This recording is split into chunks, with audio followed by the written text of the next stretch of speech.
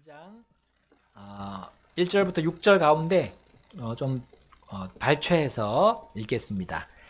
6절을 다 같이 읽겠습니다. 제가 1절 먼저 읽도록 하겠습니다. 느헤미야기 3장 1절입니다. 그때의 대제사장 엘리야십이 자기 형제 제사장들과 함께 일어나 그들이 양문을 건축하고 그들이 그것을 성별하여 그것에 문짝을 달고 메아 망대와 하나넬 망대에 이르기까지 그것을 성별하였더라. 3절입니다. 3절. 그러나 물고기 문은 하스나의 아들들이 건축하였고 그들이 또한 그것에 들보를 얹고 그것의 문짝과 그것의 자물쇠와 그것의 빗장을 달았더라. 5절입니다. 또 그들 다음은 드고아 사람들이 보수하였더라. 그러나 그들의 귀족들은 자기들의 주의 일에 부담을 지지 아니하였더라. 자, 6절 함께 읽겠습니다. 그에 더해 옛 문은 바세아의 아들 여호야다와 부소드야의 아들 무술람이 보수하여 그들이 그것에 들보를 얹고 그것의 문짝과 그것의 자물쇠와 그것의 빗장을 달았더라. 아멘. 자, 오늘 말씀은 예루살렘 성벽과 문 재건의 의미입니다. 주보하고 조금 다른데요. 문 재건의 의미이고요. 자, 우리 지난 시간에 이 재건하려고 하는 이 느헤미야와 유대인들에게 비웃고 조롱하는 그런 장면을 우리는 보았습니다. 이 대적들 세 사람 나오죠. 세 사람 도비야, 산발락과 도비야와 게셈, 산발락과 도비야와 게셈. 이 무리들이 그렇게 조롱하고 비웃었어요. 그러나 느헤미야를 위시한 유대인들은 성벽과 문 재건에 돌입합니다. 자, 이제 3장의 그 장면들인데요. 첫 번째 장면은 자, 1절에 나온 것처럼 그들이 양문을 건축했습니다. 여기 앞에 보시면 우리 슬라이드에 보시면 양문이 저기 맨 북서쪽에 표시되어 있죠. 쉽 게이트라고 표시가 되어 있습니다. 북서쪽에 위치한 문입니다. 자, 여기를 이제 대제사장 엘리야십과 제사장들이 건축했고요. 자, 특별히 이들이 누굽니까? 대제사장과 제사장들은 백성들의 또 영적인 지도자들이었잖아요.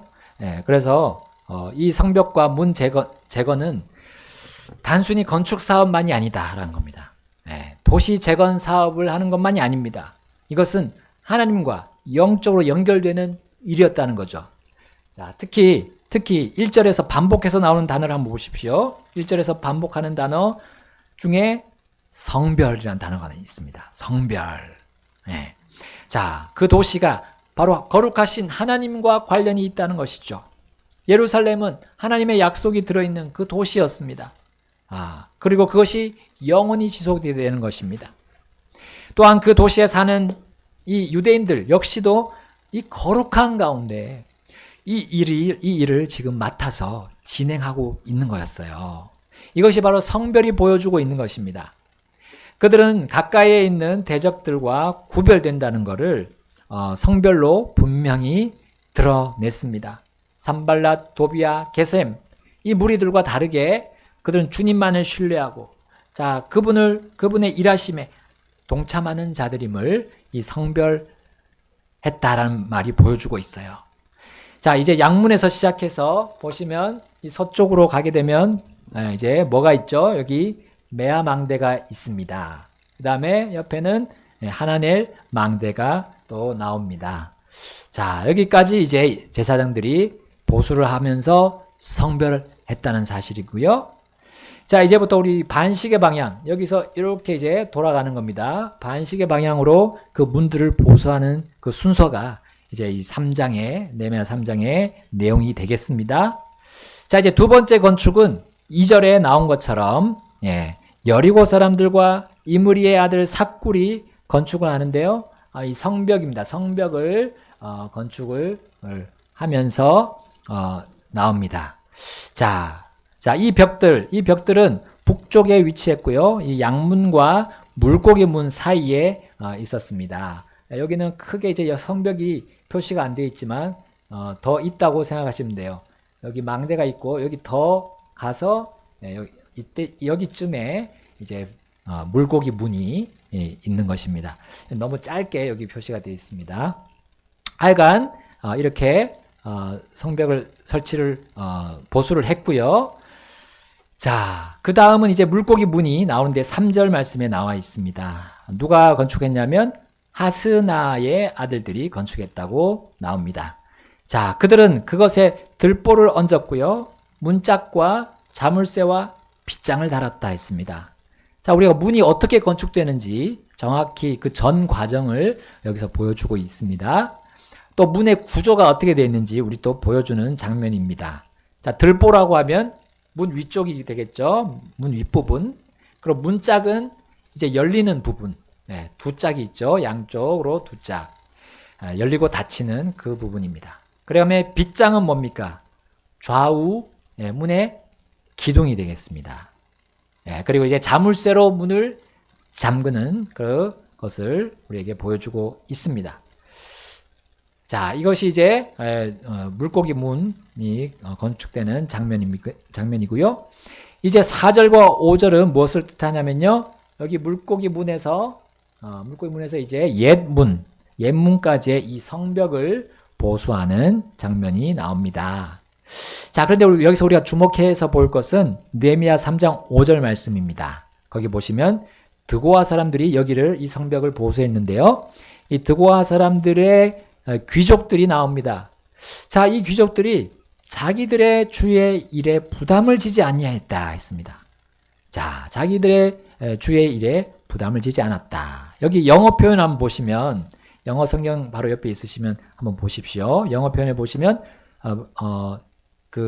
목이 나와요. neck 이게 목이잖아요. 그러니까 그들의 목을 내놓지 않았다는 거예요. 그들의 주의 일에 목을 내놓지 않았다. 자, 이것을 다른 말로 주의 일에 부담을 지지 않았다라는 말로 이렇게 좀 의역을 했습니다.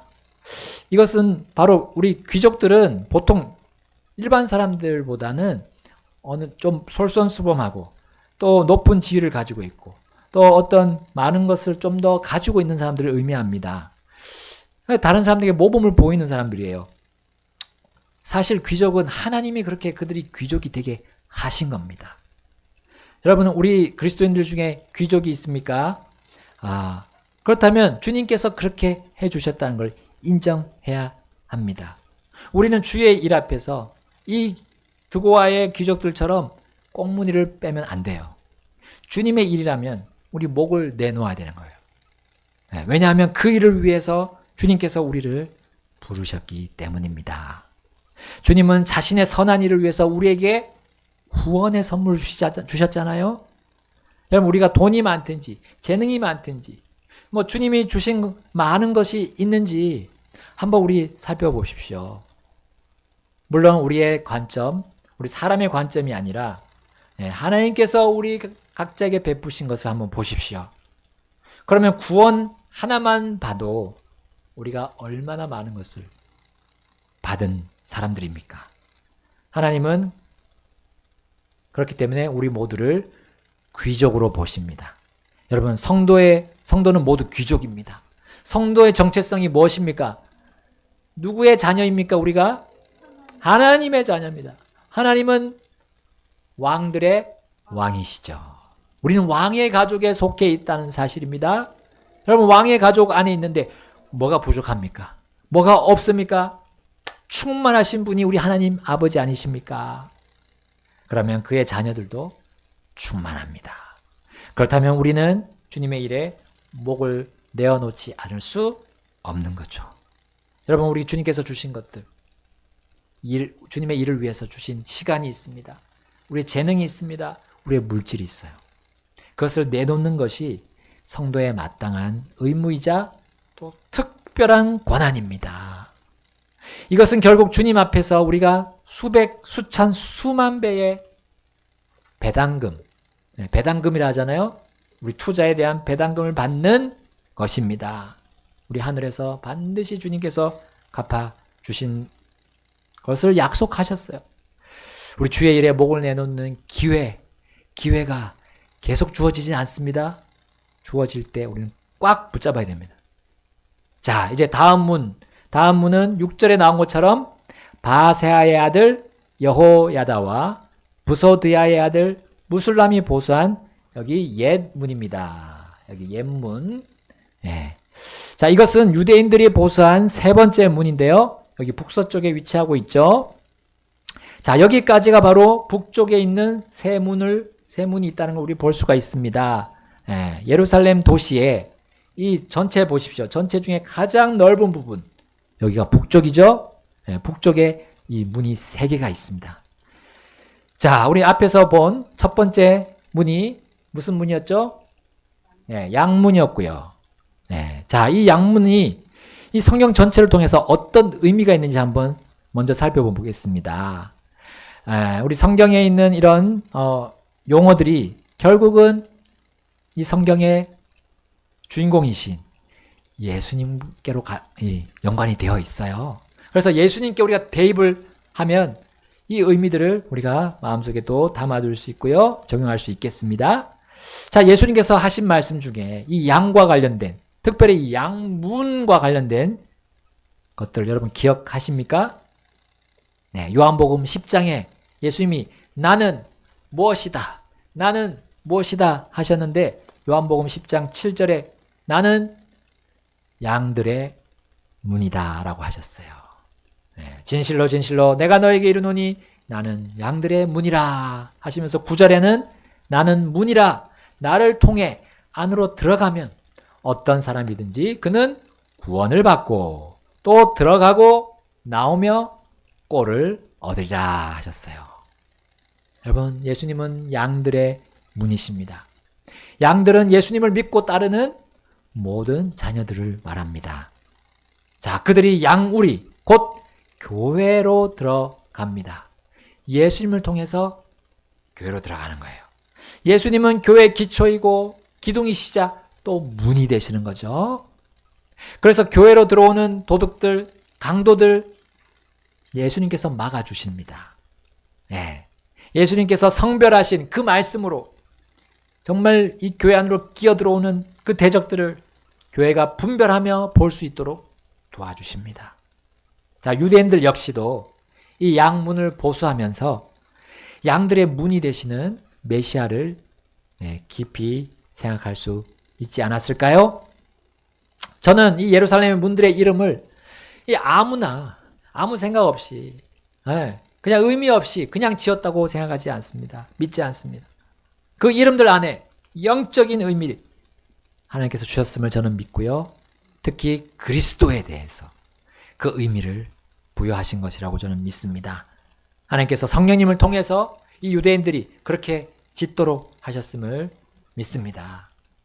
자, 그들은 양문을 보면서 이제 메시아께서 자신들에게 완벽하게 지켜주실 것을, 메시아께서 오셔서 완벽하게 지켜주실 것을 믿고 기뻐했을 것입니다. 자, 이제 또한 그 다음에 나오는 물고기 문, 물고기 문을 그들이 보면서 이제 그들의 필요를 채우시는 그리스도를 그들이 미리 보면서 정말 어려운 가운데 낙심하지 않았을 것이라고 믿습니다. 자, 요한복음 6장 9절부터 11절 말씀에 이렇게 나와 있습니다. 자, 제가 먼저 읽겠습니다. 여기 한 소년이 있는데 그가 보리빵 5덩이와 작은 물고기 2마리를 가지고 있나이다. 그러나 그것들이 이 많은 사람들에게 얼마나 되겠나이까 하니라. 자, 11절 같이 읽겠습니다. 이에 예수님께서 빵을 집어 감사드리신 후에 제자들에게 나누어 주시니 제자들이 자리를 잡은 자들에게 나누어 주었고 이와 같이 물고기도 그들이 원하는 대로 주시더라. 아멘. 예수님은 수많은 입들을 단번에 채워주셨습니다. 여러분, 우리의 부족함을 예수님은 잘 아십니다. 그리고 반드시 적절히 채워주시는 분이십니다. 자, 그럼에도 예수님의 제자들이 이 예수님의 부활 후에 어떻게 했습니까? 다시 생활 전선으로 돌아갔습니다. 그들은 먹고 살 일을 걱정했어요. 이제 예수님이 떠나신다니까. 아버지께로 가신다니까. 그러면서 거기에 몰입하고 말았어. 그리고 갈릴리 호수에서 그들이 또 옛날처럼 어부의 일을 시작했어요. 그런데 밤새도록 잡았지만 단 한 마리도 못 잡았죠.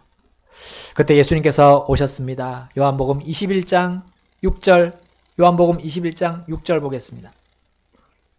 요한복음 21장 6절 그들을 찾아오셔서 이렇게 말씀하십니다. 6절 그분께서 그들에게 이르시되 그물을 배 오른편에 던지라. 그리하면 너희가 얻으리라 하시더라. 그러므로 그들이 그물을 던졌더니 이제 물고기가 많아 그들이 그것을 당길 수 없더라. 그리고 8절입니다. 당길 수 없어서 어떻게 했습니까? 다른 제자들은 그들이 육지에서 멀리 있지 않고 200규빗 되는 곳에 있었기 때문에 작은 배를 타고 가서 물고기를 잡은 그물을 끌고 오더라. 그물을 끌고 와야 할 정도로 들 수가 없어요. 끌고 올 정도로 많았습니다. 자, 11절 시몬 베드로가 올라가서 큰 물고기가 가득한 그물을 육지로 끌어당기니 153마리더라. 거기에 그렇게 많았음에도 불구하고 그물이 찢어지지 아니하였더라. 13절 함께 읽겠습니다. 13절 시작. 예수님께서 오셔서 빵을 가져다가 그들에게 주시고 물고기도 그와 같이 주시니라. 아멘. 여러분, 예수님은 하나님의 백성의 공급자이십니다. 이것을 여러분 또 유대인들은 예루살렘 그 문의 이름을 통해서 그들은 알 수 있었어요. 물고기 문은 우리의 삶에서 무엇을 제1순위에 두어야 하는지를 가르쳐 줍니다. 우선순위가 나의 일인가? 아니면 주님의 일인가? 우선순위가 내 가족의 일인가? 아니면 하나님의 가족의 일인가? 우선순위가 내 몸이 먼저인가? 아니면 주님의 몸이 먼저인가? 여러분, 우리 교회와 가정은 하나님께서 세우신 기관입니다. 직접 세우신 기관입니다. 그리고 같이 서로를 세워주는 것입니다. 자, 그럼에도 우선순위를 한번 정하자면 바로 교회에 속한 가정이라면 교회를 따라가야 되죠. 물론 교회가 가정을 굴복시키거나 군림하지는 못합니다. 그러나 하나님께서는 가정들이, 교회에 속한 가정들이 주의 일을 배우고 행할 수 있도록 바로 이 교회를 세워주신 겁니다. 교회가 주님의 일을 계획하고 실행할 때 가정은 이제 거기에 뒤따라 가는 것이죠. 교회에 속한 가정은 하나님께서 주신 것들이 있습니다. 시간, 재능, 물질을 주님께 드리는 것이 바로 교회에서 주의 일을 하는 것으로 연결되는 것입니다.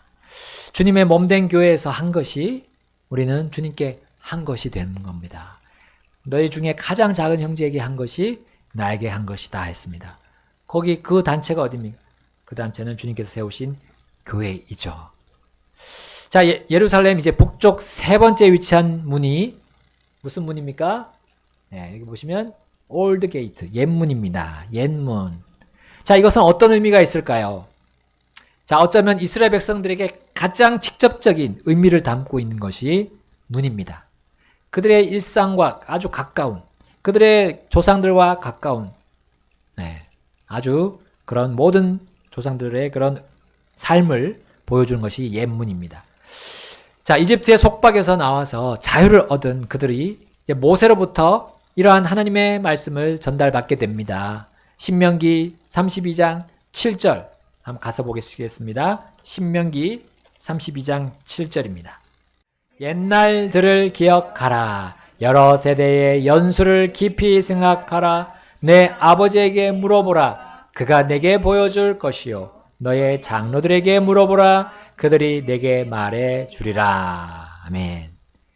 자, 이것은 모세가 죽기 직전에 백성들에게 설교한 마지막 유언과도 같은 그런 설교의 핵심입니다. 자, 지금 이걸 듣는 그 세대, 바로 이집트를 나올 때 20세 이하의 그 세대가 이제 중심 세대가 되었습니다. 중심이 되었어요. 그 세대가 일어나기 전에 그 옛날에 무슨 일이 있었는지 기억하라 했어요. 자, 가까운 과거에는 그들의 아버지, 할아버지 세대가 이집트에서 나왔지만 약속의 땅에 이르기 전에 어떻게 됐습니까? 네, 다 쓰러져 죽었죠. 광야에서 다 쓰러져 죽었습니다. 왜 그랬습니까? 거기 15절, 18절까지 한번 보십시오. 15절에서 18절. 네, 보면 그들이 하나님을 버리고 그분을 가볍게 여겼기 때문이었습니다. 하나님을 버리고 그분을 가볍게 여기니까 그들의 모습이 어떻게 됩니까? 이제 자신들을 어떻게 몰아갑니까? 하나님 대신 이방신들을 섬겼고요. 마귀들에게 희생물을 바치는 일로 연결되었습니다. 자, 이제 20절을 보니까요. 그들이 하나님을 거역했습니다. 바로 이것으로 인해서 그들이 광야에서 다 쓰러졌습니다. 또 그들은 믿음이 없는 자녀들이 되었습니다. 약속의 땅 가나안 땅에 그래서 들어가지 못하고 다 죽게 됩니다. 자, 이러한 옛날을 기억하라는 거예요. 이러한 옛날을 기억하도록 아버지와 장로들에게 물어보라 했어요. 옛날을 직시하게 하는 것이 바로 이 옛 문이었던 겁니다. 특히 바빌론에게 포로로 잡혀갔던 그들에게 그 가까운 느헤미야와 그 유대인들의 아주 가까운 옛날, 그 옛날을 그들은 이 문을 보면서 또한 기억할 수 있었습니다. 그리고 하나님의 예언대로 성취된다는 것을, 그 옛날의 예언대로 성취된다는 것을 이 옛문을 보면서 그들은 잊지 않을 수 있었던 거예요. 특히 그들을 징계하고 바로잡으시는, 그리고 다시 회복하시는 하나님의 사랑을 그들은 이 옛문을 통해 절실히 느낄 수 있었습니다. 자, 그들은 옛문을 보면서 그 다윗 시대에 아삽이 지은 그 시들도 기억했을 겁니다. 시편 77편 5절에 이렇게 나와 있습니다. 제가 읽어보겠습니다. 내가 옛날 곧 이전 날들의 여러 해를 깊이 생각하였나이다. 지금 아삽이 어떠한 때 이 시를 지었냐면요, 굉장히 괴로워할 때였습니다. 그 괴로움이 극에 달했지만 그런 주님께서 그를 더욱 옛날로 향하도록 인도하셨던 거예요. 특히 옛날에 자신과 함께 계셨던 그 주님을 그는 기억해냅니다. 그래서 시편 77편 보시면 그 밑으로 쭉 보시면 주님이 그에게 은총을 베푸신 것, 긍휼을 베푸신 것을 그가 말합니다. 그리고 그분께서 약속하신 것, 또 은혜를 베푸신 것, 친절을 베푸신 것, 그것을 다 기억해냅니다. 바로 이러한 하나님을 그가 기억하고 묵상하게 된 거죠. 괴로운 현재를 그가 보내고 있었지만 그는 옛날의 주님을 찾고 기억했습니다. 현재를 보니까 그 괴로움 때문에 하나님이 이렇게 보이지 않았어요. 그때 그는 옛날을 기억했어요. 그 옛날에 보니까 하나님께서 나를 위해서 해주신 것이 떠올립니다. 떠올렸어요. 바로 유대인들도 이 바로 옛문을 보면서 이 바로 자신 조상들이 옛날에 주님께서 하신 일들을 기억하도록 인도하신 것을 알게 됩니다. 그리고 지금도 여전히, 옛날뿐만 아니라 지금도 여전히 사실은 주님이 역사하시고 계심을, 주관하고 계심을 그들은 볼 수가 있었어요. 자, 성경에서 옛날은 미래에 있게 될 하나님의 그 새로 회복시키시는 것을 기약하는 것이라 라는 거, 우리 이스라엘 백성들은 잘 알 수 있었던 겁니다. 자, 바빌론 포로 전에 이미 이사야 예언자를 통해서 하나님께서 그들에게 이렇게 약속했기 때문입니다. 이사야서 51장 9절에 이렇게 말씀합니다. 이사야서 51장 9절. 자, 오 주의 팔이여 깨어나소서, 힘을 입으소서, 깨어나소서, 옛날과 같이, 옛 세대들의 때와 같이 깨어나소서. 라합을 자르시고 그 용을 상하게 하시니가 주가 아니시니까. 자, 이것은 이집트의 속박에서 벗어난 옛날의 위대한 이스라엘의 승리를 담고 있습니다. 자, 여기에 라합이라고 해서 무조건 여리고의 그 여인, 여리고성의 여인 라합이 아닙니다. 자, 이 라합은 또한 이집트를 의미할 때가 있습니다. 자, 이 라합이란 말이 뜻이 거만함이란 뜻입니다. 물론 여리고의 그 라합은 그 거만함을 벗어내고 하나님을 믿고 이스라엘과 함께 승리했죠. 그러나 이 이집트를 의미하는 이 라합은 교만하고 거만하고 무례한 그 이집트를 보여줍니다. 그리고 용과 같이 마귀 사탄과 같이 그들은 하나님을 대항했죠. 파라오가 얼마나 하나님을 대항했습니까? 10번의 재앙 끝에 그가 이스라엘을 내보내 주었잖아요. 그리고 그들은 결국 끝까지 교만하다가 완전히 무너졌습니다. 자, 그 다음 구절 10절이 바로 이사야 51장 10절이 그것을 보여주고 있고요.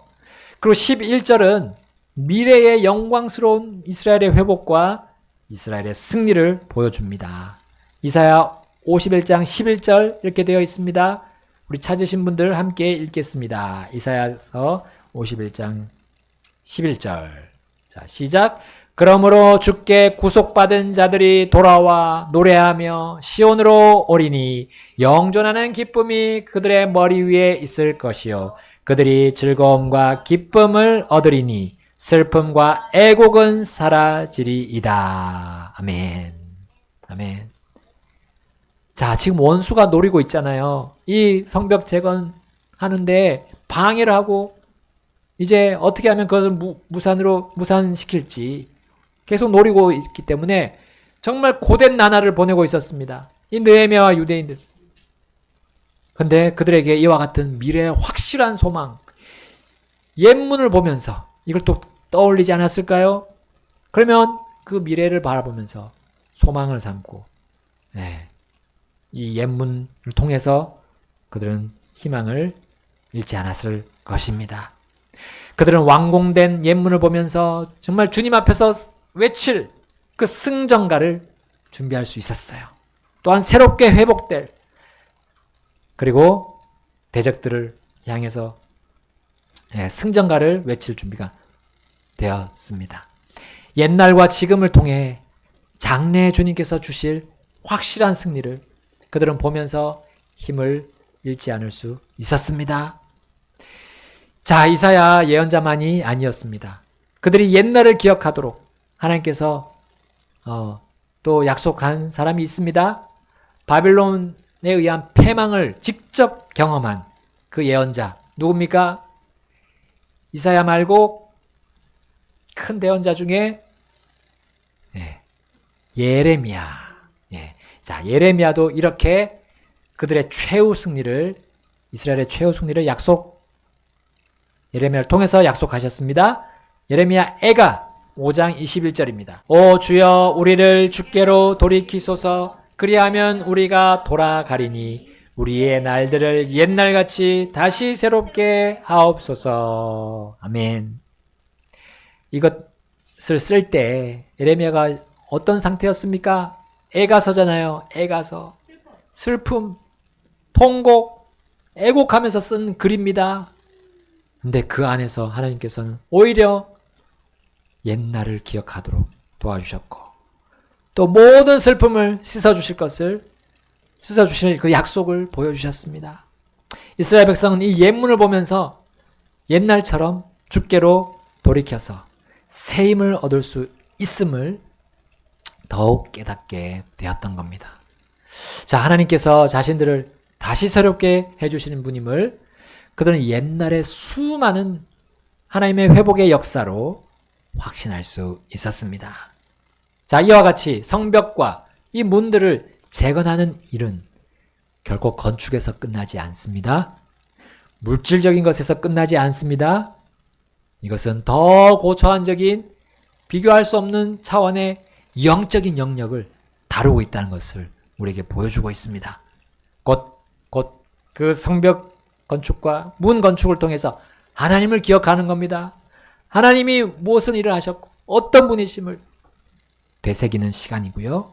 또 하나님께 모든 것을 맡기는 시간입니다. 하나님만을 신뢰하는 것이 그 성벽을 보수하고 문들을 보수하면서 그들 마음속에 가졌던 겁니다.